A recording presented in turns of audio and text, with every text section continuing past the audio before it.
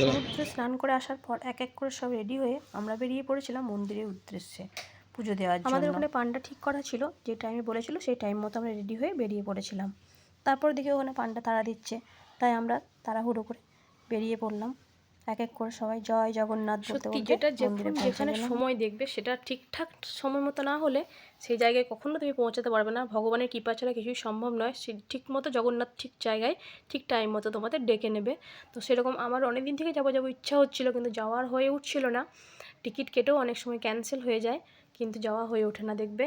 তো সত্যি ভগবানের কৃপা ছাড়া কিছুই সম্ভব নয়। আমি গেছিলাম 2013-তে, আবার 2025 দেখা যাক কখন জগন্নাথ দেব ডাকে। তো এরপর আমরা এখানে ফোন সব রেখে আমরা ভেতরে চলে যাবো। জয় জগন্নাথ করে নিচ্ছিলাম, আমাদের পুজো কমপ্লিট হয়ে গেছে। তো এরপর আমরা মন্দির থেকে বাইরে বেরিয়ে এলাম। এতক্ষণ তো ফোন এলাও ছিল না। হচ্ছে রান্নাঘর, যে ভেতরে জানলাগুলো দেখা যাচ্ছে। আমরা ভেতর থেকে ঘুরে এলাম। এরপর আমরা প্রসাদ খাবো। তো ভেতরে পুজো করে আসার পর আমরা কিছু কিছু ক্লিপ নিয়ে রেখেছিলাম তোমাদের সাথে শেয়ার করব বলে, তো সেটাই তোমাদের সাথে শেয়ার করছি। ভেতরে পুজো দেওয়া হলো, ভালোভাবে দর্শন করানো হলো, খুব ভালোভাবে দর্শন করেছি। আগে গর্ভগৃহের মধ্যে ঢুকতে দিত, এখন সেটা বন্ধ হয়ে গেছে 2015 থেকে। আমরা আগে যখন এসেছিলাম 2013-তে গর্ভগৃহে একদম মাথা নিচু করে ঢুকেছিলাম, এখন সেটা এখানে সকাল থেকে সন্ধ্যের যে কোনো সময়ই মন্দিরে আসা যায়। তবে আমার মতে দুপুর 2:30 থেকে 3টে এই সময়টাই মন্দির দর্শন করার উপযুক্ত সময়, কারণ এই সময় লাইনটা একটু হলেও কম থাকে। তাছাড়া মন্দির দর্শনের পরে ধ্বজা পরিবর্তন হবে, সেটা দেখতে পাবো। আমরা এই সময়টাই বেছে নিয়েছিলাম। ধ্বজা বাঁধার ঠিক টাইমিং হচ্ছে 4:30 থেকে 5টার মধ্যে। আমি যতটুকু জানি বা দেখলাম ততটুকুই তোমাদের সাথে শেয়ার করলাম। তবে একটা কথা মানতেই হবে, যতবার পুরী আসি না কেন ততবারই নতুন লাগে। সাথে যদি পুরো পরিবার থাকে তাহলে তো আর কোনো কথাই হবে না। আগে এসেছিলাম 2013-তে, আবার এলাম 2025-এ। আবার দেখা যাক জগন্নাথ কখন। এখানে আমরা জগন্নাথ দেবের মহাপ্রসাদ খেতে বসে পড়েছি। তো এটা 100 টাকা কুপন কেটে এই মহাপ্রসাদটা পাওয়া যায়। তো আমরা যে ভেতরে পুজো দিয়েছিলাম 1500 টাকা, আর এখানে পুজো দেওয়া হচ্ছে 551 থেকে ডালা আছে। 551, 1500, 2500, 2000, 3000 যে যেমন পারবে দিতে পারবে, কিন্তু আমরা 1500 টাকাটাই দিয়েছিলাম। ওর মধ্যে ছিল মালপোয়া, একটা পুজোর ডালা যেটা থাকে, খাজা গজা শুকনো প্রসাদটা, তারপর মালপোয়া ছিল, একটা রাবড়ি ছিল, খিচুড়ি ছিল, ভাত ছিল, একটা সবজি পানমিশালের তোমাদের সাথে তো আগে ছবির মাধ্যমে পোস্ট করেছিলাম মহাপ্রসাদটা। তো ভগবানের প্রসাদ বলে না, সত্যি অমৃত, সবই জগন্নাথ দেবের কৃপা। এখানে রয়েছে হিন্দুদের 4 ধামের অন্যতম শ্রী জগন্নাথ ধাম, আর আছে মনোরম সমুদ্র সৈকত। সত্যি দারুণ জায়গা।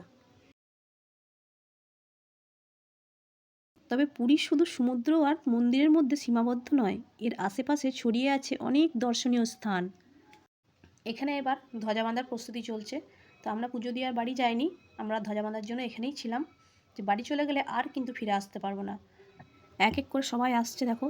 এই সময় এই জন্যই বললাম 2:30 থেকে 3টের মধ্যে সময়টা খুবই ফাঁকা টাইম, অতটা ভিড় নেই, তোমরা দেখতেই পাচ্ছ। এক এক করে সবাই আসছে ধ্বজা বাঁধা দেখার জন্য। এরপর থেকে আবার সন্ধ্যে অবধি ভিড়টা আরও বাড়বে আস্তে আস্তে। তো দেখো ধ্বজা বাঁধা হচ্ছে, ধ্বজা বাঁধা হয়ে গেলে নেমে আসার পর ওইখানে ভেতরে হনুমানজির মন্দির আছে, ওখানে ওরা আরতি করে প্রদীপ জ্বালিয়ে নিচে নামে। প্রদীপটা কিন্তু নিমবে না, এত হাওয়া দেয়, কিন্তু প্রদীপ কিন্তু জ্বলবে।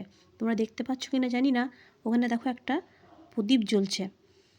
তো আর জগন্নাথের পতাকা তো জানোই উল্টো দিকে ঘুরে, যতই হাওয়া দেয়। শ্রীকৃষ্ণ বাসুদেবায় পরমাত্মনে প্রণত ক্লেশ নাশায় গোবিন্দায় নমো নমঃ। জয় জগন্নাথ, জয় জগন্নাথ, জয় জগন্নাথ। শ্রীকৃষ্ণ বাসুদেবায় জয় জগন্নাথ, হরি বল হরি বল, জয় জগন্নাথ।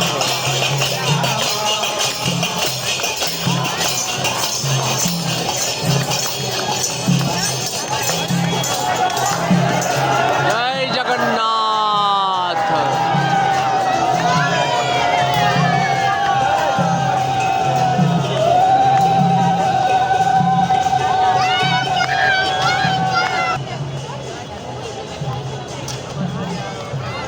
চলো সবাই বলো জয় জগন্নাথ।